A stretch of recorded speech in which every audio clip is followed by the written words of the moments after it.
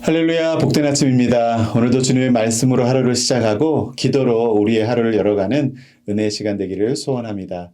우리 다 함께 찬송가 하시면서 가정에서 함께하는 새벽 예배 시작하겠습니다.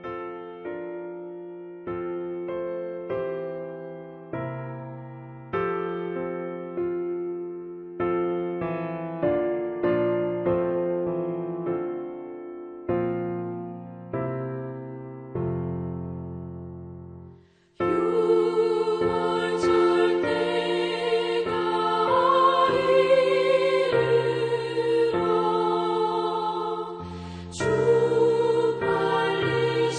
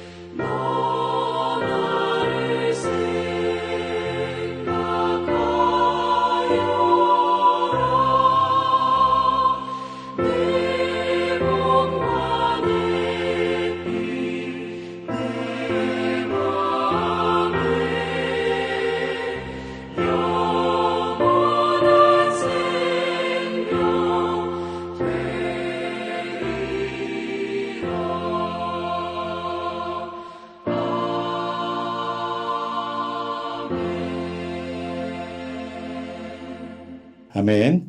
이 시간 우리 함께 기도할 때 오늘은 특별히 우리 선교사님, 태국에 계시는 김윤식, 김영윤 선교사님의 사역을 위해서 기도하겠습니다. 이 태국 땅에 더욱더 아름다운 선교의 열매들이 또 복음의 열매들이 맺혀질 수 있도록 우리 함께 마음 모아 기도하겠습니다. 하나님 감사합니다. 오늘도 우리에게 복된 하루 주심을 감사합니다. 오늘 하루를 살아가면서 오늘도 주님의 말씀이, 주님의 복음이 우리의 하루를 살아낼 수 있는 힘이 되게 하여 주시옵시고, 오늘도 우리가 살아가는 동안 우리가 목표하고 또 우리가 진력하여 우리의 모든 열정을 쏟는 그 삶의 방향이 정말 하나님 나라를 향한 삶이 되게 하여 주시옵시고, 영혼을 향한, 영혼을 살리는, 생명을 살리는 그런 삶이 될 수 있도록, 또 오늘 하루가 될 수 있도록 우리의 마음과 생각을 지켜주시옵소서. 특별히 지금 이 순간에도 선교지에서 그들의 삶을 주님께 온전히 드려 정말 영혼 구원에 매진하고 계시는 우리 선교사님 기억하여 주옵시고, 특별히 태국에 있는 아버지 우리 선교사님 가정 기억하여 주셔서 아버지 김윤식 선교사님 가정을 주님께서 축복하여 주시고, 날마다 새롭게 부어주시는 성령 충만함과 은혜로 그 귀한 사역의 현장에서 아름다운 열매들을 풍성히 맺을 수 있도록 도와주시옵소서. 오늘도 주님의 말씀을 통해 오늘 하루를 열어갈 수 있기를 간절히 소원하며 존귀하신 예수님의 이름으로 기도했습니다. 아멘. 오늘 우리에게 주시는 말씀 우리 함께 보도록 하겠습니다. 오늘 우리에게 주시는 말씀은 누가복음 22장 14절에서 23절의 말씀입니다. 천천히 함께 합독하도록 하겠습니다. 때가 이르매 예수께서 사도들과 함께 앉으사 이르시되 내가 고난을 받기 전에 너희와 함께 이 유월절 먹기를 원하고 원하였노라. 내가 너희에게 이르노니 이 유월절이 하나님의 나라에서 이루기까지 다시 먹지 아니하리라 하시고, 이에 잔을 받으사 감사 기도하시고 이르시되 이것을 갖다가 너희끼리 나누라. 내가 너희에게 이르노니 내가 이제부터 하나님 나라가 임할 때까지 포도나무에서 난 것을 다시 마시지 아니하리라 하시고, 또 떡을 가져 감사 기도하시고 떼어 그들에게 주시며 이르시되 이것은 너희를 위하여 주는 내 몸이라. 너희가 이를 행하여 나를 기념하라 하시고, 저녁 먹은 후에 잔도 그와 같이 하여 이르시되 이 잔은 내 피로 세우는 새 언약이니 곧 너희를 위하여 붓는 것이라. 그러나 보라, 나를 파는 자의 손이 나와 함께 상 위에 있도다. 인자는 이미 작정된 대로 가거니와 그를 파는 그 사람에게는 화가 있으리로다 하시니, 그들이 서로 묻되 우리 중에서 이 일을 행할 자가 누구일까 하더라. 아멘. 하나님께서 주시는 말씀입니다.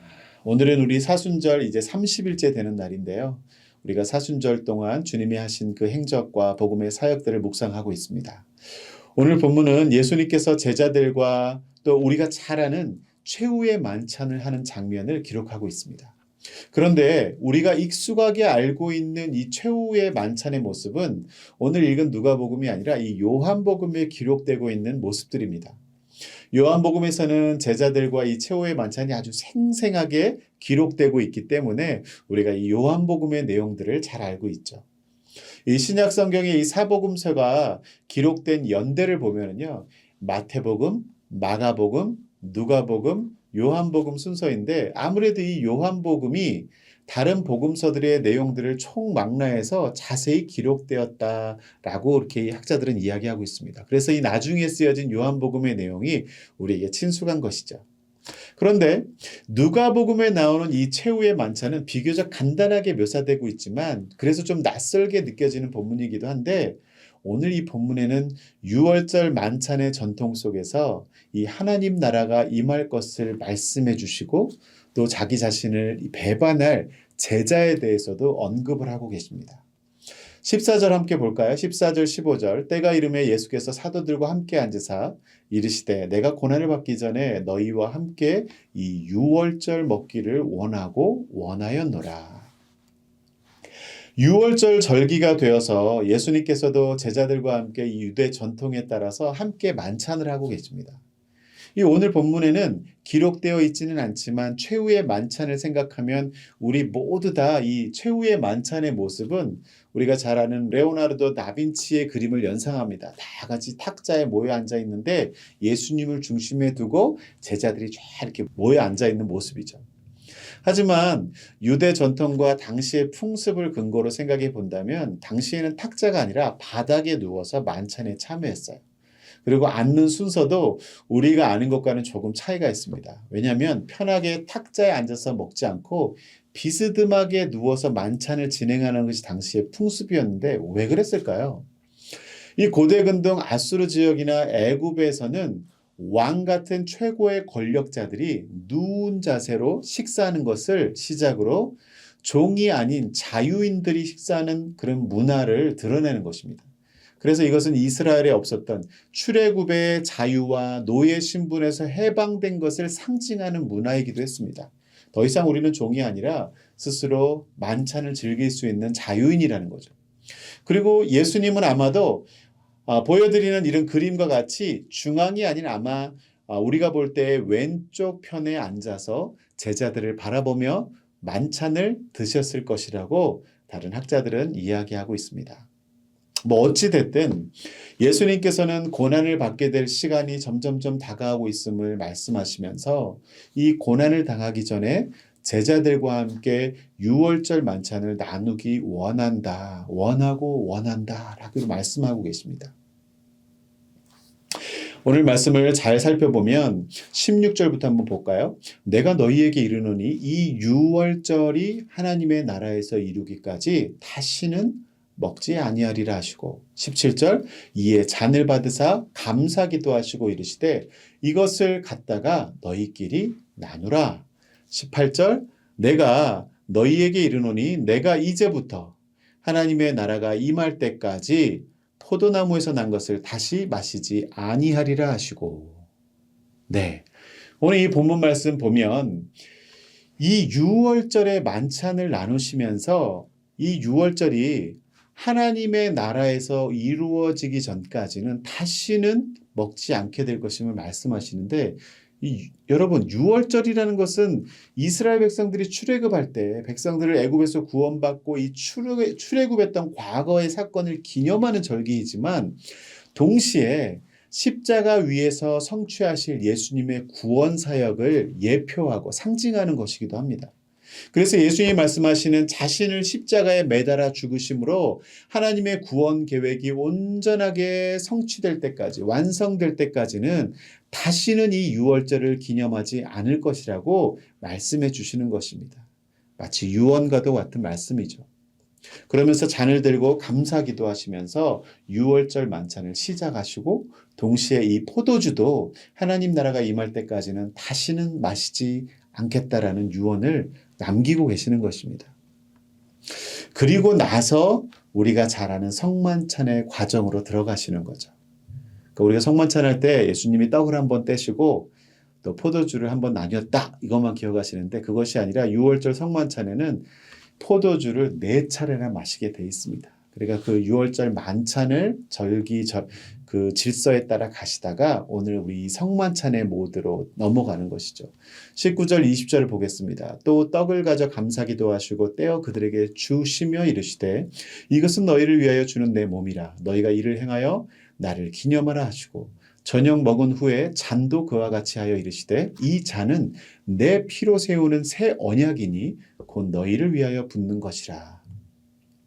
먼저 떡을 떼시고 잔을 주시면서 이것은 너희를 위하여 주는 내 몸이며 또 내 피로 세우는 새 언약이라고 말씀하시는데 이 성만찬을 통해서 우리를 대신하여 죗값을 치르시고 십자가에서 죽으시는 그 예수 그리스도의 죽음을 기념하고 영광 가운데 그분의 나라가 임할 것임을 계속 말씀해 주시는 것입니다. 이어서 21, 22절에 그러나 보라 나를 파는 자의 손이 나와 함께 상위에 있도다. 인자는 이미 작정된 대로 가거니와 그를 파는 그 사람에게는 화가 있으리로다 하시니. 그러니까 성만찬을 통해서 예수님을 기념할 것을 당부하신 다음에 예수님이 갑자기 화제를 전환하고 계세요. 성만찬 얘기를 하다 말고 나를 기념하라 얘기하다가 그런데 나를 배신할, 나를 팔아넘길 자가 이 자리에 이 상에 나와 함께한다 라고 말씀하시는 거죠. 그런데 이렇게 말씀하신 것은 배신자를 원망하거나 배신자의 존재를 드러내서 곤란하게 만들려는 것이 아닙니다. 22절에 뭐라 그래요? 인자는 이미 작정된 대로 가거니와 라고 말씀하고 있는데 이것은 한 사람, 한 배신자로 인해서 하나님의 역사의 방향이 바뀌거나 결과가 좌지우지되는 것이 아니라는 거예요. 이미 작정된 대로 하나님의 뜻 가운데서 구원의 역사가 이루어질 것임을 말씀하고 계시는 것이죠. 그러니 화세를 전환하여 말씀하고 계신 것이 아니라 계속적으로 같은 메시지를 쭉 이어가고 계시는 것입니다.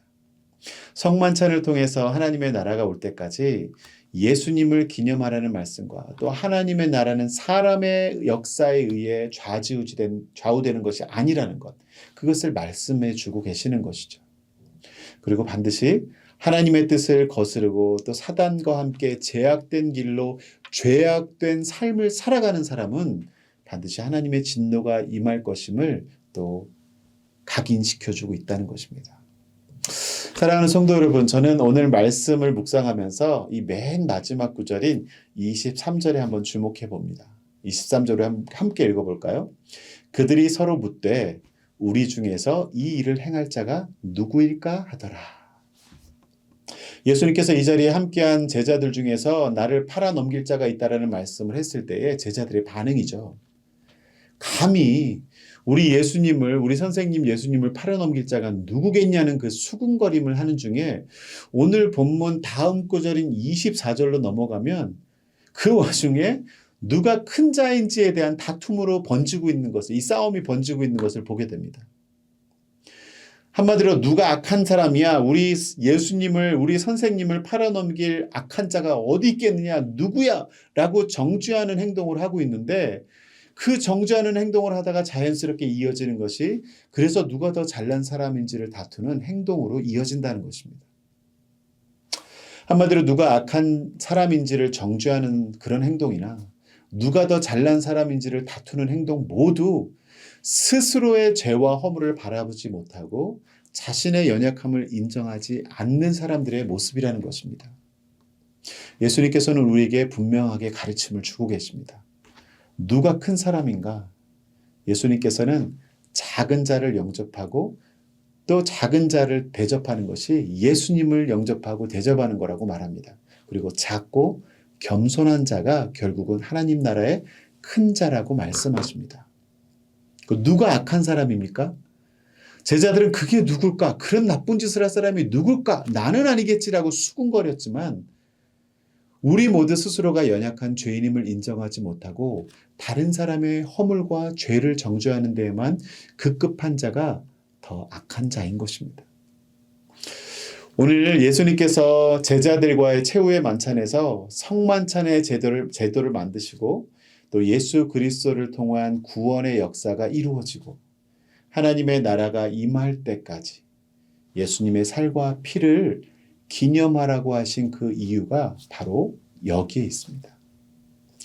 사랑하는 성도 여러분, 우리는 예수님을 묵상할 때마다 우리의 죄와 허물을 돌아보고 주님 오실 때까지 우리가 주님 앞에 연약한 죄인임을 인정하며 살아갈 때 위대하시고 거룩하신 하나님을 경험하며 살아가게 될 것입니다. 오늘도 누가 더 큰 자인지를 비교하고 누가 더 악한 자인지를 정죄하며 살아가는 그런 인생이 아니라 하나님께 주신 그 은혜를 붙잡고 믿음의 눈을 가지고 주님 안에 겸손함으로 항상 그분의 행하심을 기억하고 살아갈 수 있는 저와 여러분이 될 수 있기를 주님의 이름으로 축원합니다. 우리 함께 기도하겠습니다. 하나님 감사합니다. 오늘도 저희들에게 이 말씀을 통하여서 예수님의 사순절을 통하여 예수님의 행하신 일들을 기억하게 하시고 또 예수님의 그 제자들의 모습을 인하여서 정말 우리의 허물을 바라보지 못하고 다른 사람을 정죄하고 비교하고 또는 경쟁하려고만 하는 연약한 우리의 모습을 발견하게 하시니 감사합니다. 오늘 하루를 살아가는 동안도 정말 누군가를 정죄하고 계속 비교하고 정말 누가 더 큰 자인지를 논하는 그런 인생이 아니라 더 우리의 연약함을 인정하고 우리의 부족함을 인정하고 겸손하게 낮아지고 엎드러질 때에 우리를 들어 사용하시고 우리를 더욱더 우리의 삶을 위대케 하시는 주님을 체험하는 하루가 되게 하여 주시옵소서. 오늘도 우리를 위해서 구원하신 그 예수님의 십자가의 고난과 또 그 사랑을 묵상하며 은혜 가운데 살아가는 하루가 될 수 있기를 간절히 소원하고 존귀하신 예수님의 이름으로 기도드립니다. 아멘. 오늘도 주님과 함께 동행하며 승리하는 하루 되시기를 바랍니다.